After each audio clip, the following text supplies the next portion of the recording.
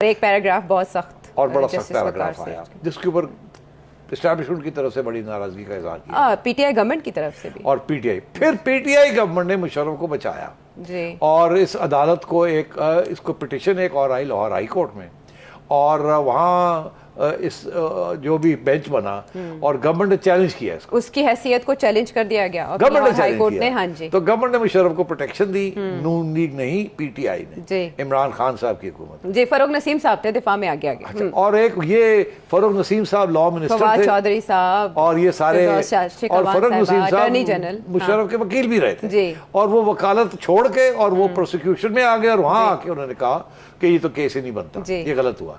तो मतलब ये है कि उन्होंने पहले एज अ प्रोसिक्यूटर डिफेंड किया, as a defence attorney defend किया था, फिर एज अ प्रोसिक्यूटर आगे उल्टे हो गए और डिफेंड किया, और फिर अदालत ने ये सारा केस उड़ा दिया।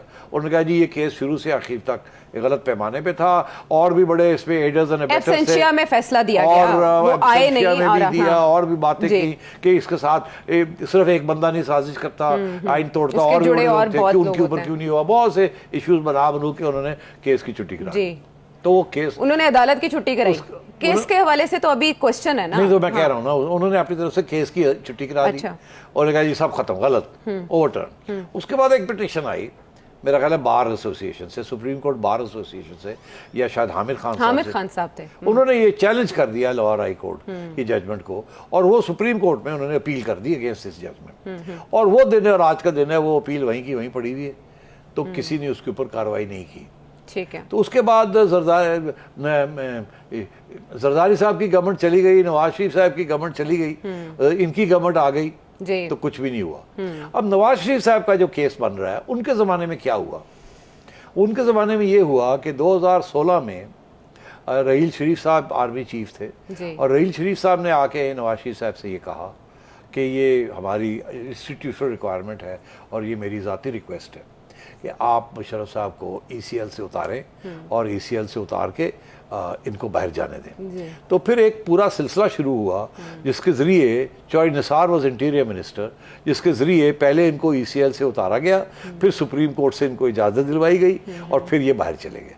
और ये बाद में एक इंटरव्यू में उन्होंने ये बता दिया, मुशर्रफ साहब ने एक इंटरव्यू में ये कहा कि मैं बड़ा मशहूर हूँ रहील शरीफ का, जिन्होंने मुझे मौका दिया पाकिस्तान से निकलने का और एक सर्वाइवल का। ठीक है। तो मैं ये समझता हूँ इसके अंदर अब बड़ा क्लियर हो गया कि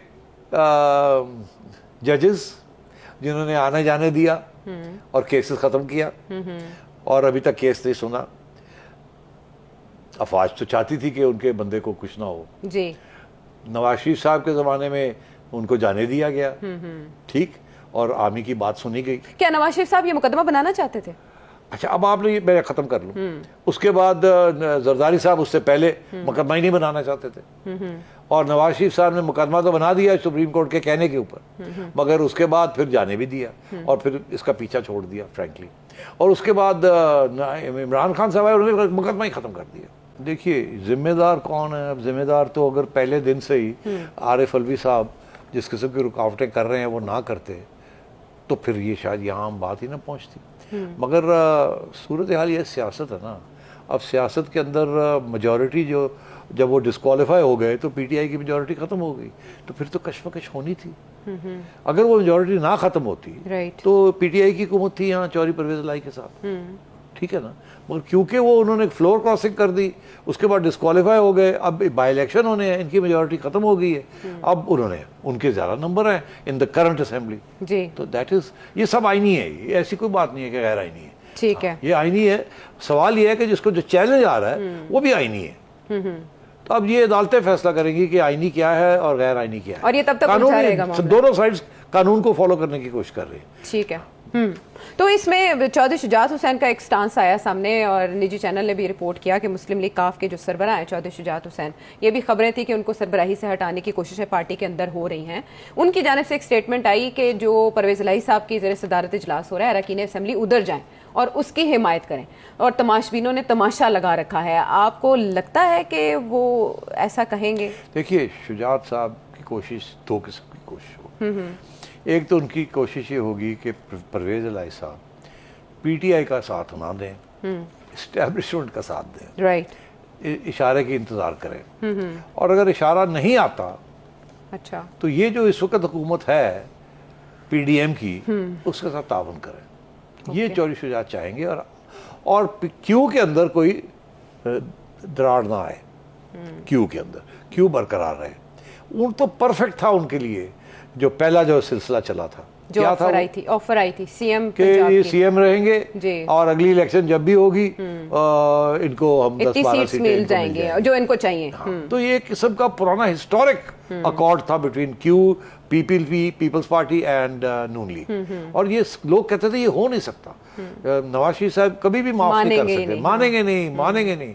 और चौधरी भी कभी नहीं मानेंगे कि इनको इनके ऊपर एतमाद नहीं करेंगे, ये अपना लफ्ज की पैरी परवरी। बिल्कुल बिल्कुल, परवेज इलाही साहब ने इंटरव्यू में इसका इजहार भी किया था, मरियम नवाज साहिबा के हवाले से भी उन्होंने अपने शुक्र का इजहार किया था। जी जी, तो ये बहुत बड़ा कदम था और ये चौधरी शुजात की ब्लेसिंग्स थी इसको, इसीलिए सबसे बड़ा शौक तो उनको पहुंचा कि जब ये परवेज इलाही साहब रातों रात उठ के कहीं और चले गए। अब वो सारा जिन्हें कहते हैं ना मसला बना हुआ है, क्यू के लिए मसला बना हुआ है, परवेज इलाही साहब के लिए मसला बना हुआ है, नून लीग के लिए मसला बना हुआ है, पीपल्स पार्टी के लिए मसला बना हुआ है, चौधरी शुजात के लिए मसला बना, पंजाब मसला बना हुआ है, लेकिन और एस्टेब्लिशमेंट के लिए भी बना हुआ है। वो चाहेंगे कि पंजाब के अंदर स्टेबिलिटी आए। अच्छा, अगर पीटीआई की गवर्नमेंट रहती है पंजाब के अंदर तो स्टेबिलिटी कहाँ से आएगी?